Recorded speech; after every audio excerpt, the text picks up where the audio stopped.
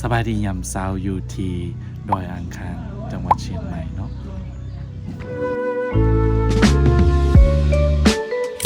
สบายดีตอนเช้าทุกคนอยู่ที่ดอยอ่างขางจังหวัดเชียงใหม่เนาะตามแพทย์น้องค่อยแม่นมื้อนี้จะพาสุเจ้าไปเบิ่งดอกซากุระและดอกพญาเสื้อโขงเนาะอยู่ที่ดอยอ่างขางแห่งนี้รวมถึงสถานที่ต่างๆเนาะที่มีความน่าสนใจเดี๋ยวมื้อนี้ค่อยสิพาสุเจ้าไปทัวร์อยู่ที่ดอยอ่างขางแห่งนี้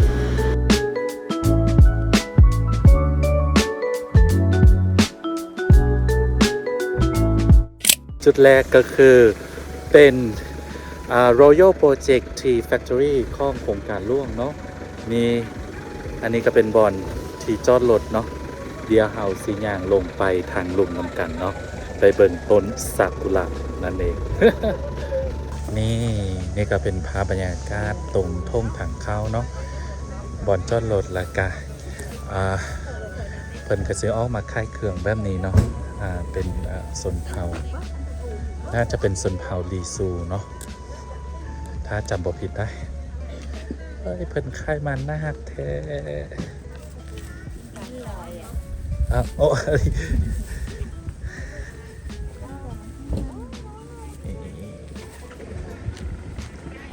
สามารถเดินไปทางนี้ได้ทางนี้ก็ได้เนาะหรือว่าเขาเดินไปทางไหนกันทางนี้ก็เดินได้ทางนี้ก็เดินได้ทางไหนดีกว่ากันทางนี้ก็ดีค่ะไม่ชันทางนี้ไม่ชันเนาะโอเคครับนี่ทุกคนภาพบรรยากาศทุ่งทางเขาเนาะว้าวดอกซากุระสีข้าวงามแห่งทุกคน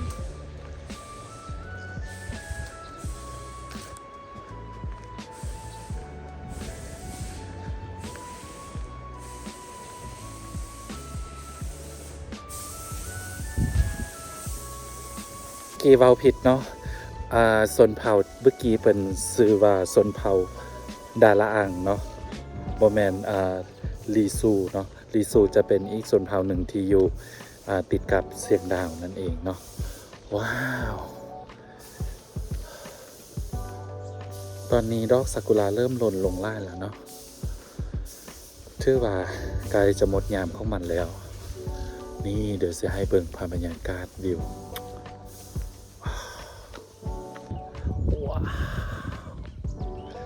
งามแพงทุกคนสุดใจที่สุดมันจะเป็นทางดอยเลยเนาะเป็นทางเส้นทางลงไปเลยงามแห้งนี่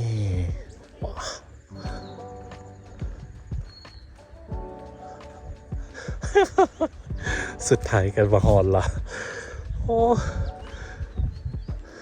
นี่ว้าว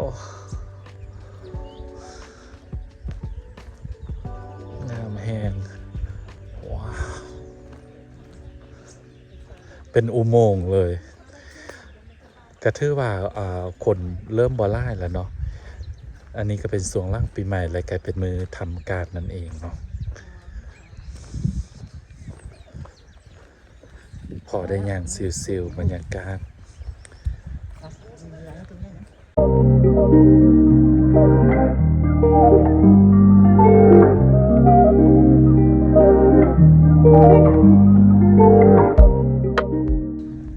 เห็นบ่อยู่ทางลุ่มนะจะเป็นภูเขาเป็นไลซาแล้วก็จะเป็นต้นดอกซากุระแบบนี้เลยเนาะ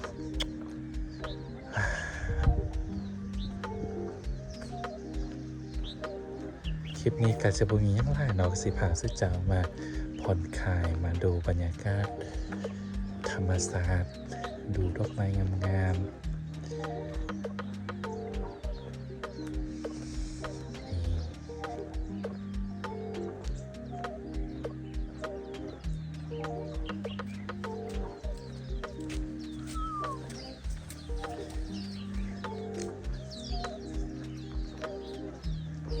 เท่านี้ก็มีความสุขแล้วทุกคน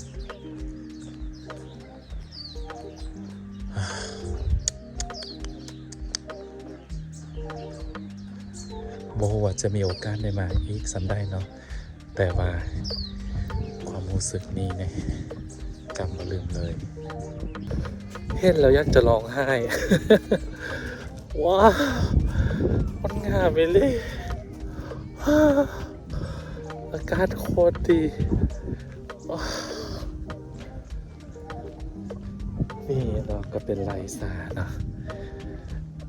สามารถไปถ่ายรูปได้เช่นกัน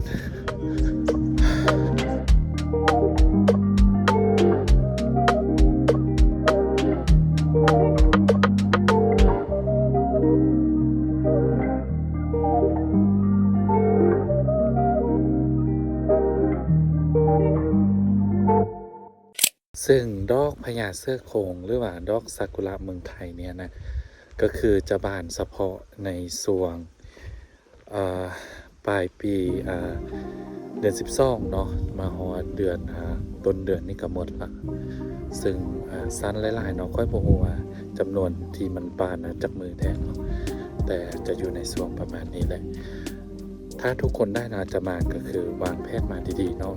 ถ้าเป็นช่วงปีใหม่นี่คนแบบเต็มแหงเนาะก็คือมาล่างปีใหม่แบบค่อยนี่ก็คือจะดีในหนึ่งเนาะคนมาได้นี่อันนี้ก็น่าจะเป็นจุดสิ้นสุดของเส้นทางยางเนาะหลังจากนั้นก็จะเป็นส่วนสาออมข้างหมดเลยบ่แน่ใจว่าบ่ท่านมันเป็นร้านกาแฟบ่หรือว่าเป็นร้านซาบ่เนาะเดี๋ยวเอาลงไปเบิ่งเนาะว้าวงามอีหลีสุดจัง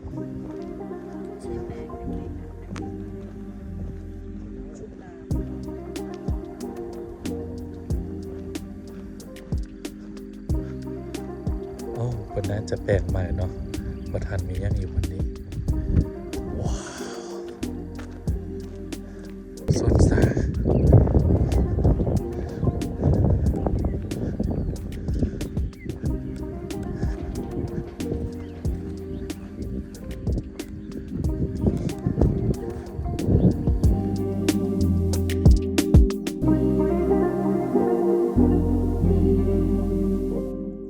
โอเคทุกคนซันเฮาไปสถานที่ต่อไปเลยเนาะ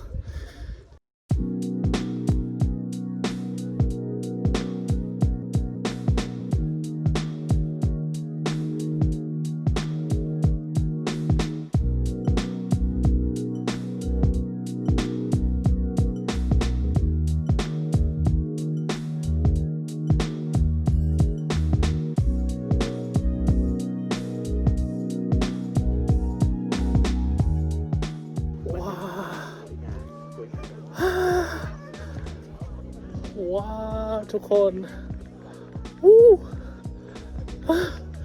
อันนี้ก็คือเป็นอยู่ในเขตโครงการร่วมเช่นกันเนาะชื่อว่าบอนไซอ่างคางเนาะนี่บรรยากาศทุกคนก็จะมาถ่ายรูปไล่แห่งเนาะว้าก็ชื่อว่าคนอย่างน้อยแล้วเนาะนี่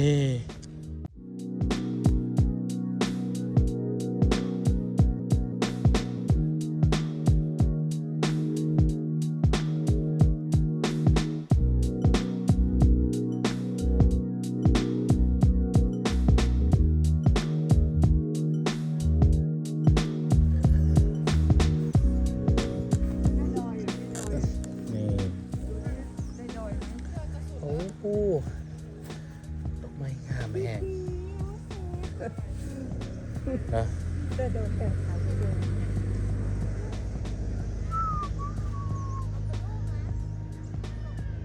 นี่ทุกคนส่วนบอนไซ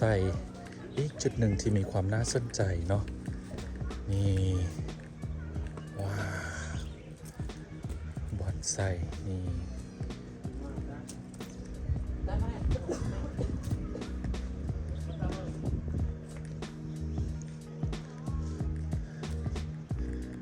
ว้าวธรรมชาติคนสร้าง เนาะว้าวมีแต่บอนไซงามๆทั้งนั้นเลยเนาะ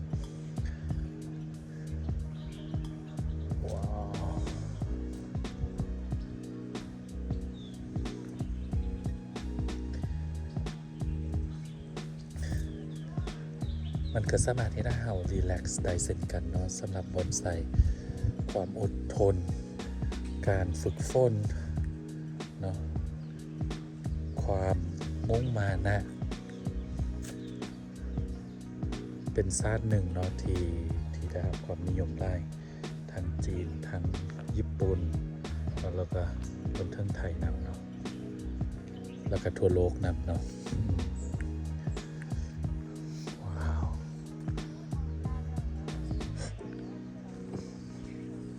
งามอีเล่งามอีเล่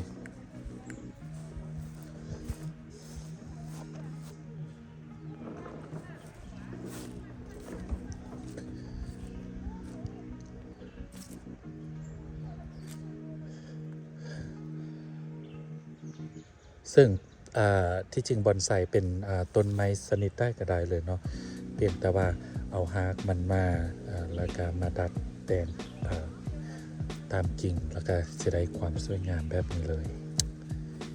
นี่อันนี้ก็เจ้ากระใสหินเนาะยอมโคตรงามแหงทุกคนโอเคทุกคนส่วนนี้ก็เป็นส่วน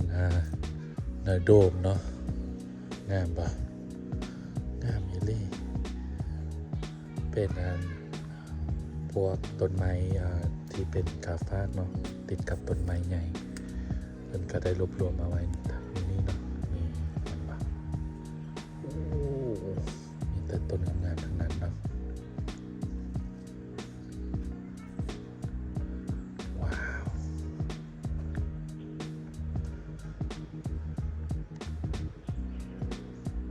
ที่เป็นขอบถ้ามันเป็นสีดำสลับกันนี่ก็คือเพื่อเก็บความชื้นภายในเนาะแต่ก็ยังสามารถระบายอากาศได้ดีงามแห้งเหมาะแก่การถ่ายรูปและการมาศึกษาพันธุ์ไม้อีลี่เนาะโอ้บอนไซนี่ทุกคน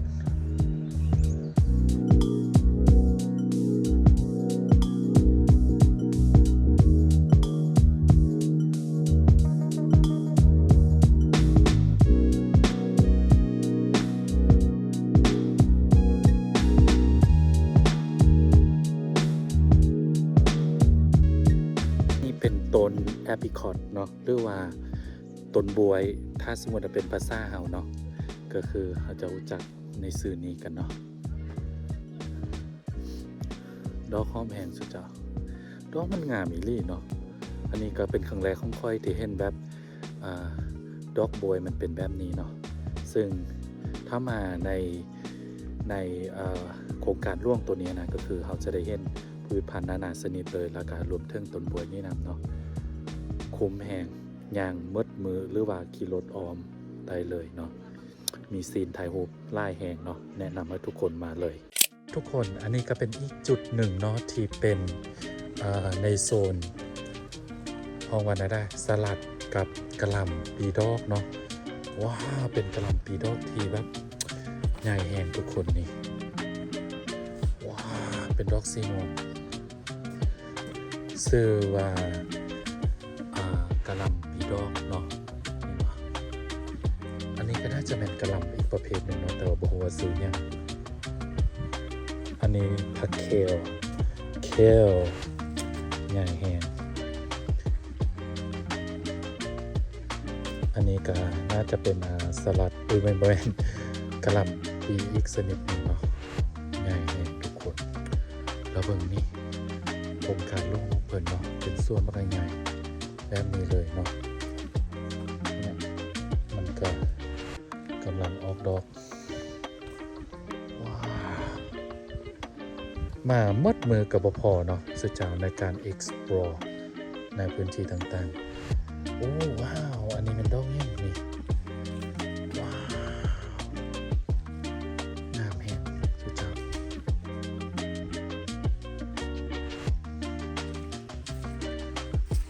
เบิ่งดอกสิว้าว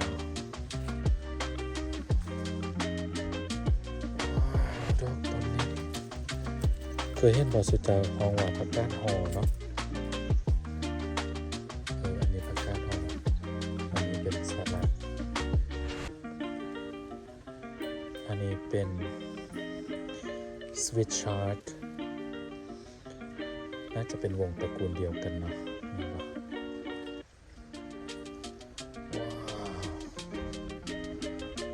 ว้าว ว้าว ดอกมันนี่ดอกมันงามแห้งทุกคนมาเลยว่าไง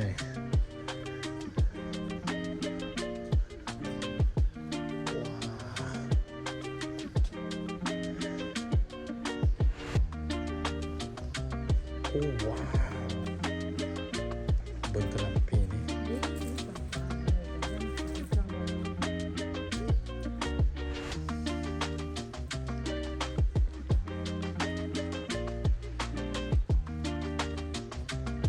อันนี้ห้องว่ากะหล่ำปีซาวบอยเนาะ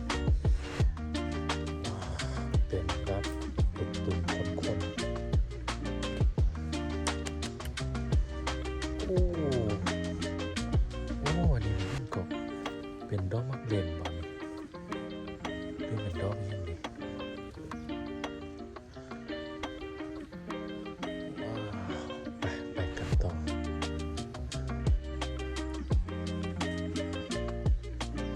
ลาเวนเดอร์ดอกลาเวนเดอร์นั่นเอง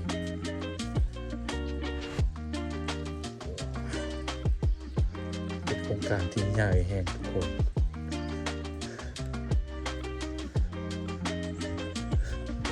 อย่างออมหอบนี่กับบหมดเนาะโซนนี้ก็ใหญ่แห่งใดๆคือเนาะสิ่งที่ค่อยถ่ายมานี่ก็คือมันก็เป็นเพียงแต่ส่วนหนึ่งเท่านั้นเนาะถ้าทุกคนมีโอกาสได้มาก็อยากให้มาเนาะมาเสียงใหม่เนาะการใช้เวลาประมาณจากมือ2 มือหรือว่า3 มือหนึ่งเนาะขึ้นมาสัมผัสกับบรรยากาศนี้เนาะอันนี้ก็เป็นแปลงไฮโดรโปนิกเนาะเป็นแปลงสลัดนั่นเองว้าวที่จริงก็ยังมีทางล่างของคุณแดดเนาะเต็มเลยว้าวบอกเป็นยังดอกอย่างกับโอเคเนาะถ้าผู้ได้มาแล้วก็คือค่อยว่าเลยบกควรพาทั้งปวงเลยในสถานที่แห่งนี้ก็คือห้องว่านะได้โครงการร่วงอยู่ที่ดอยอ่างคาง